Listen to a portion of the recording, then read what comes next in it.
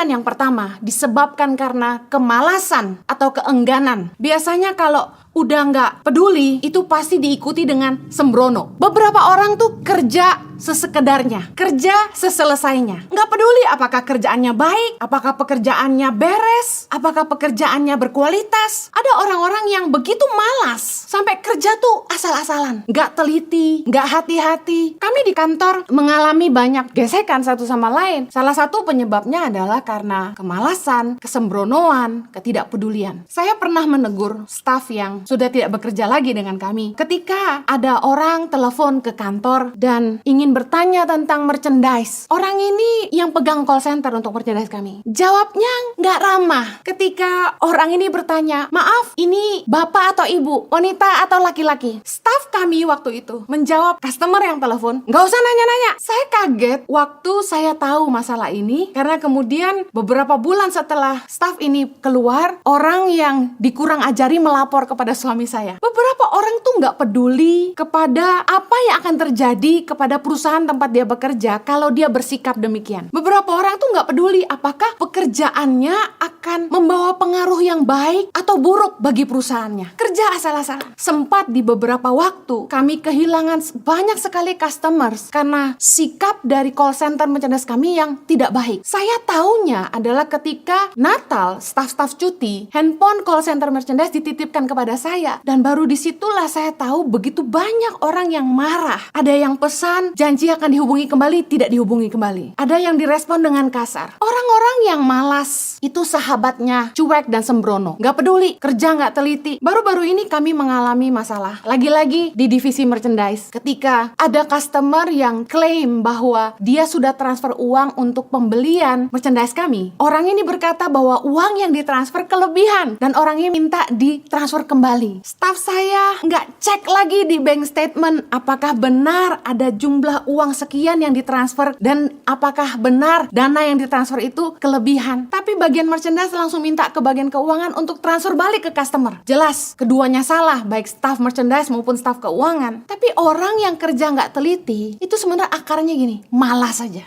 Gampang lah, menggampangkan, kerja asal-asalan, nggak peduli yayasan rugi apa untung, nggak peduli, kerja asal-asalan. Saya perhatikan orang yang kerjanya asal-asalan, nyapu ngepel aja asal, nggak peduli lantainya bersih nggak sih, lantainya lengket nggak sih, nggak peduli, kerja asal. Bahkan kita sering temukan sendok masih kotor, gelas masih ada bekas lipstik, nyuci piring, gelas, sendok aja butuh setia dalam hal kecil. Orang-orang yang nggak peduli, gampang lah, biarin aja. Saya perhatikan sikap-sikap ignorance, tidak peduli. Saya temukan begitu banyak ketika saya datang ke kantor. Saya lihat ada tisu di lantai kotor. Saya nggak bisa diem aja. Saya langsung ambil tisu yang kotor, buang ke tong sampah. Saya langsung ambil lap, saya basahin, dan saya langsung lap lantai yang kotor. Saya begitu lihat di meja pantry banyak semut. Saya nggak tahu siapa yang minum kopi nggak cuci. Semut banyak sekali. Saya langsung ambil lap, basahin, dan lap pantry-nya. Saya nggak bisa diem aja, cuek, gak peduli. Padahal itu hal kecil yang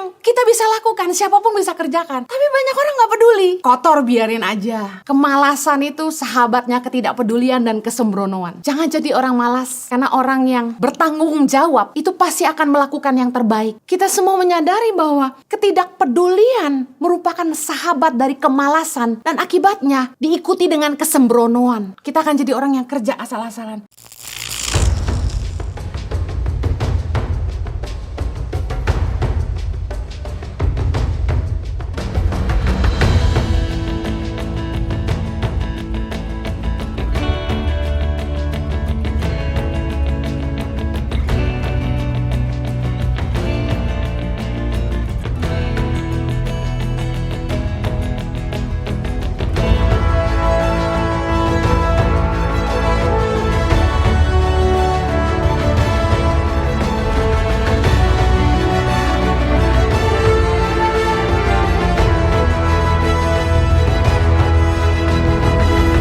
Suka duka perjalanan tangan pengharapan sepanjang tahun 2020 dalam membangun bangsa di tanah air Indonesia.